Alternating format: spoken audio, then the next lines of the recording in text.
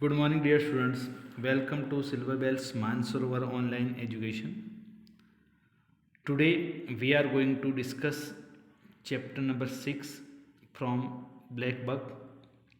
The name of the lesson is The Snake Thief. Snake થીફનો મતલબ થાય છે મિત્રો છુપો ચોર.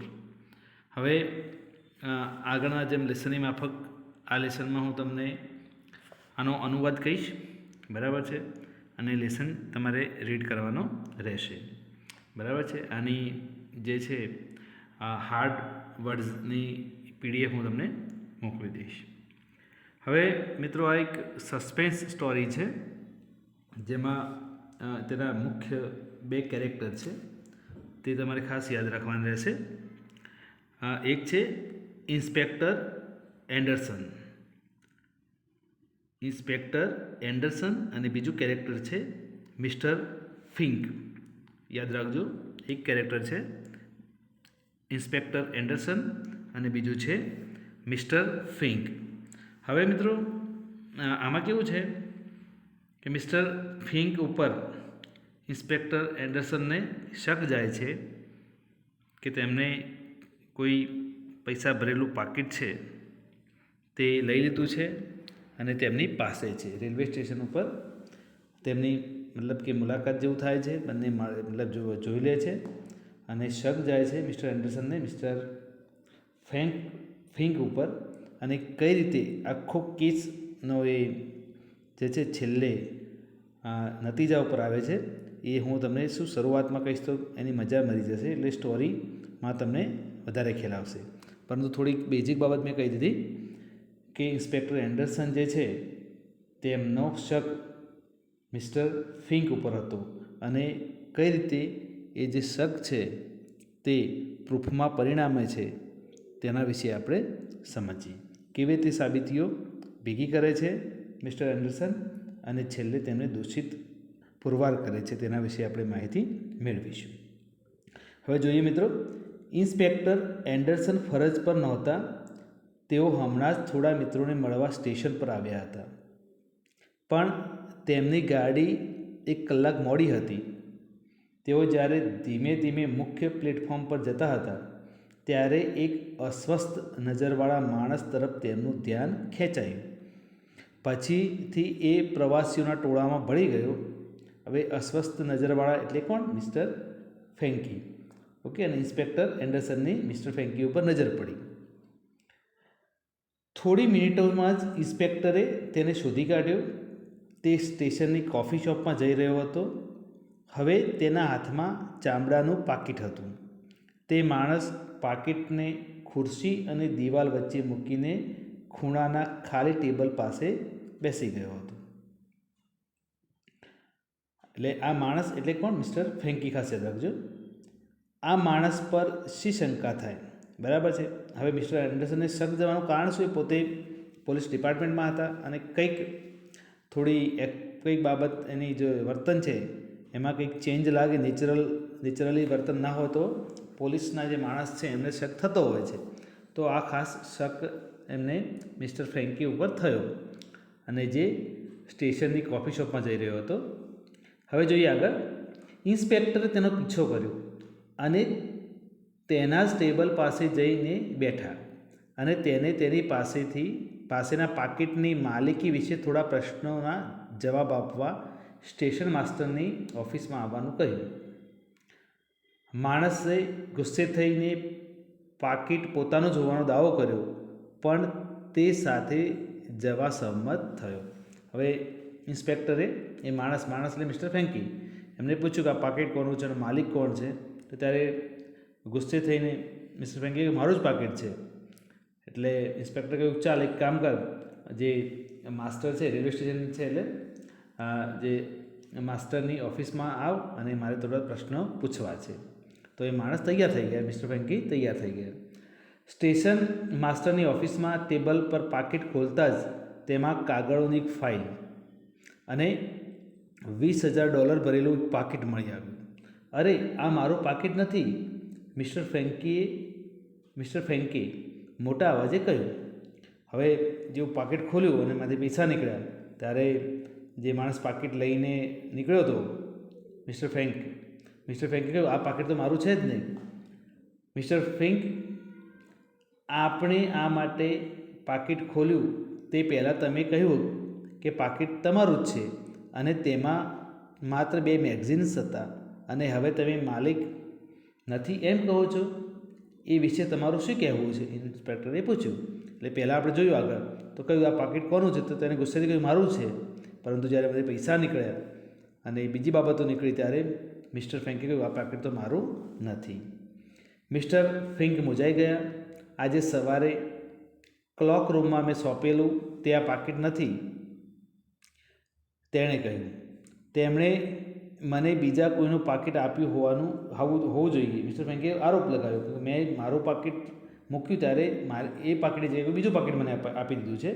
જનરલી આપણે ઘણી વખતે સ્ટેશન ઉપર આપણી વેલ્યુએબલ થિંગ્સ હોય તો ઘણી વખતે મૂકતા હોય અને આજુબાજુ ટ્રેનની વાર થતી હોય કે અથવા કંઈક આગળ થવું હોય તો મૂકી શકતા હોય.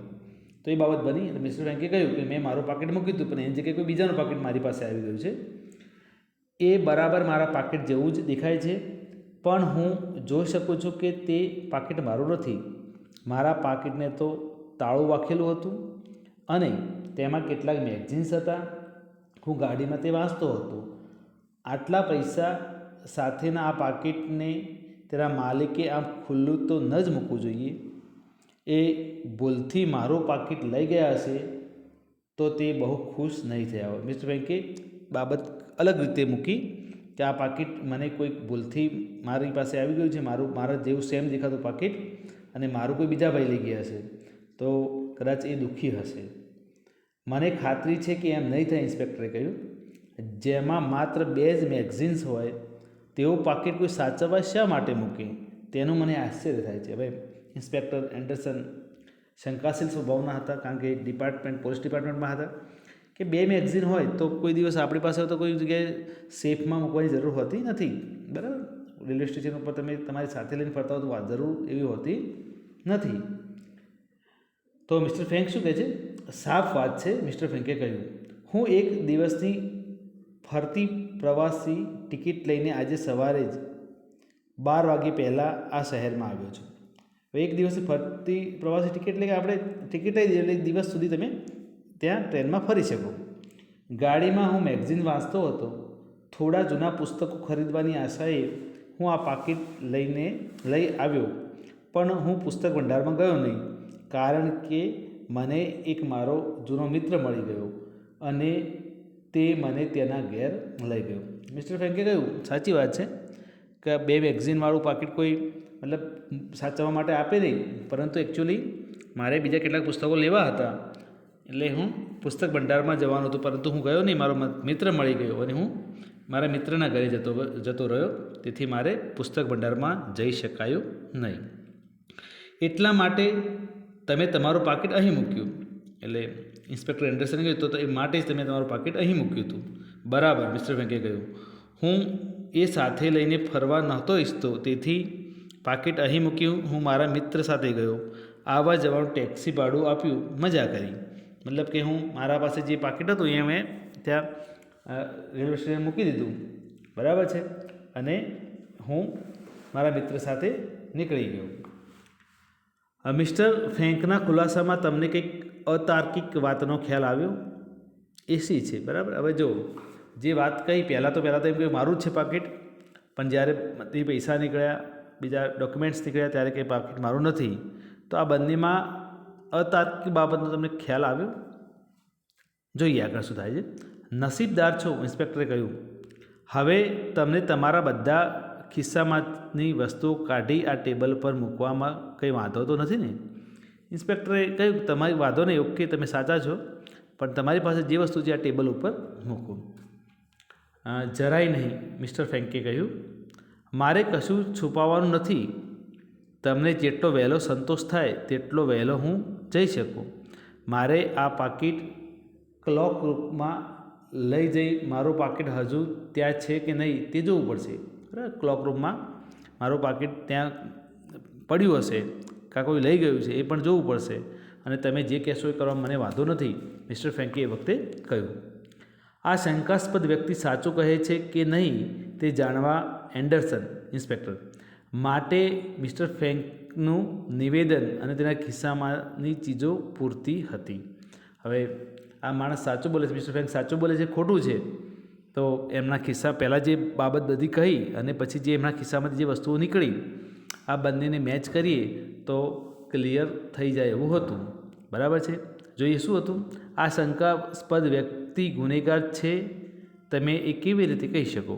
બરાબર. હવે જો બંને વસ્તુ જોઈ શકીએ. તમે હજુ પણ નિર્ણય કરી શક્યા ન હો તો આ કડીઓ તપાસો. હવે જો ઇન્સ્પેક્ટર તો સમજી ગયો કે આ ગુનેગાર છે કે નહીં, પરંતુ આપણને સમજવા માટે કહ્યું છે કઈ કડીઓ આપી છે જોઈએ.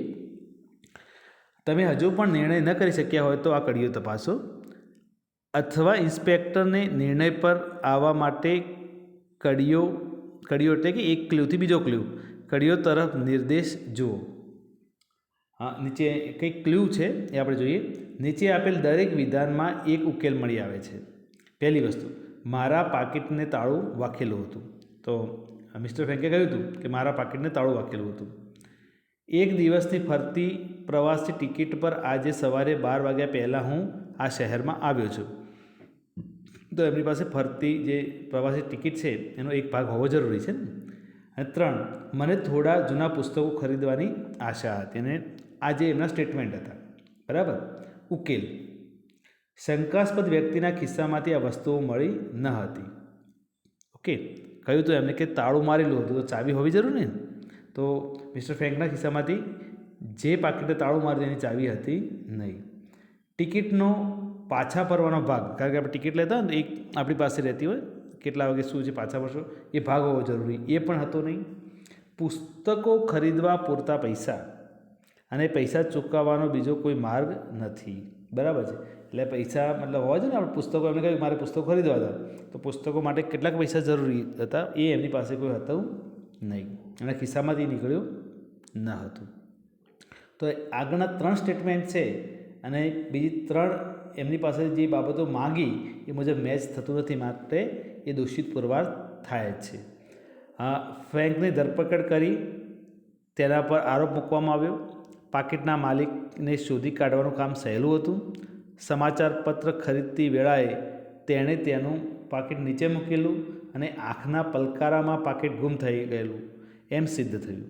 હવે જે મેન માલિક હતો એને ન્યૂઝપેપર ખરીદતી વખતે તેનું પાકીટ નીચે મૂક્યું હશે અને એની જગ્યાએ મિસ્ટર ફ્રેન્કે લઈ લીધું હશે એવું સિદ્ધ થયું. પાકીટના ઉઠાવગીરે સરસ મજાની વાત બનાવી કાઢી, પણ એ પાકીટમાંની ચીજો અને તેના ખિસ્સામાંની ચીજો એક સરખી હોવાનું દર્શાવવાનું ભૂલી ગયું.